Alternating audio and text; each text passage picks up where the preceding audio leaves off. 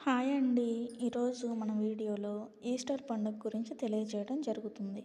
అసలు ఈస్టర్ పండుగ అంటే ఏమిటి? ఎందుకు చేసుకుంటారు? బైబిల్లో ఈ రోజుకున్న ప్రాముఖ్యత ఏంటి? అనేది మనం ఇప్పుడు తెలుసుకుందాం.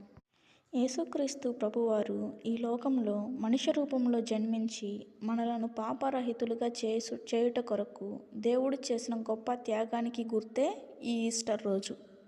ప్రభువు అయిన యేసుక్రీస్తు వారు సువార్తను బోధిస్తూ, రోగులను స్వస్థపరుస్తూ, అద్భుత కార్యాలు చేస్తూ, దేవుని రాజ్యం గురించి చెప్తూ ఉన్న రోజుల్లో ఒకరోజు ఆయన గాడిద పిల్లను ఎక్కి ఆ మార్గంలో నుండి ప్రయాణిస్తారు. అప్పుడు చుట్టూ ఉన్న ప్రజలు హోసన్నా హోసన్నా అని కేకలు వేస్తారు.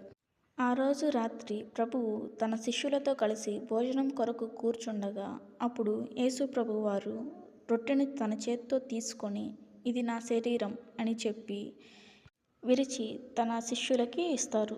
అలాగే ఒక పాత్రను చేత పట్టుకొని కృతజ్ఞతాస్తుతులు చెల్లించి ఆయన శిష్యులకి ఇస్తారు. ఆ తరువాత ప్రభు అయిన యేసుక్రీస్తు వారు అడవి మార్గంలో కొండకు వెళ్ళి ఒంటరిగా ప్రార్థన చేసుకుంటూ ఉన్నారు.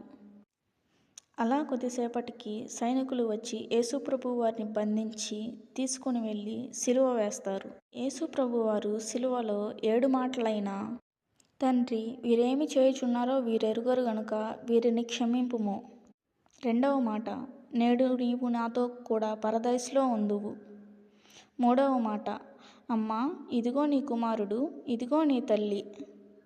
4వ మాట, నా దేవా నా దేవా నన్నెందుకు చేయి విడిచితివి. 5వ మాట, నేను తప్పికొనుచున్నాను.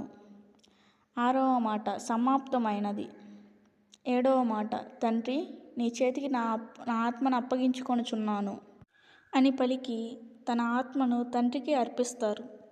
ఆ తరువాత ఆయన శిష్యులు ఆయనని భద్రంగా ఒక గుహలో సమాధి చేస్తారు. 3వ దినమున ఉదయాన్నే ఒక దేవదూత ఆ సమాధి ముందు ఉన్న రాయిని తొలగిస్తుంది.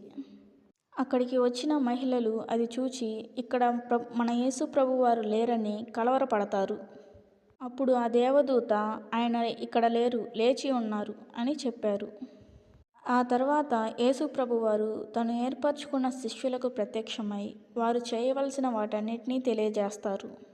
అలా కొద్ది రోజులకు ప్రభువైన యేసు ప్రభువారు కొండ మీదకి వెళ్ళి ఆరోహణమై వెళ్ళిపోతారు. మన దేవుడైన యేసు ప్రభువారు చేసిన గొప్ప త్యాగానికి గుర్తుగా నేటికి మనం ఈ పరిశుద్ధ దినాన్ని ఆచరిస్తున్నాము. అందరికీ శుభాభివందనాలు.